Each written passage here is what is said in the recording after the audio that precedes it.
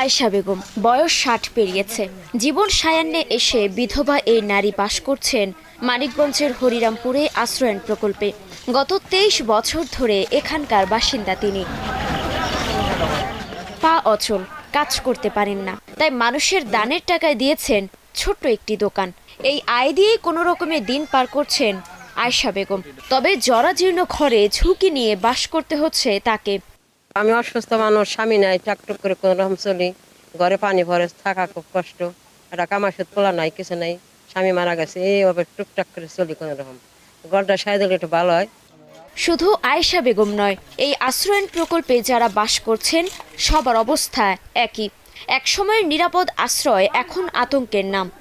এখন কাজ করে আসছি, ইট ভেঙে আসছি, দেখা গেছে যে আইসা ঘরে একটু থাকতে পারি না।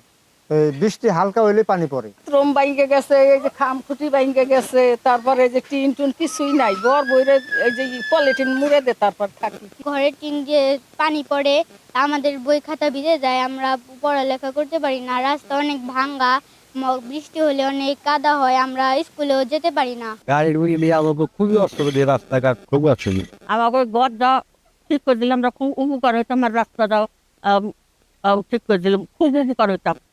বিষয়টি নজরে এসেছে স্থানীয় প্রশাসনের, মিলেছে প্রয়োজনীয় ব্যবস্থা নেয়ার আশ্বাসও।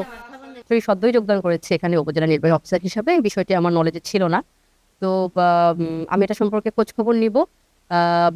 যেহেতু আপনি বলেছেন যে এখানে বৃষ্টির পানি পড়ে, হয়তো অনেক পুরনো একটা প্রকল্প, যদি আমি খোঁজ খবর নিচ্ছি, যদি আমাদের এর থেকে কিছু করার থাকে সেটা আমরা চেষ্টা করব।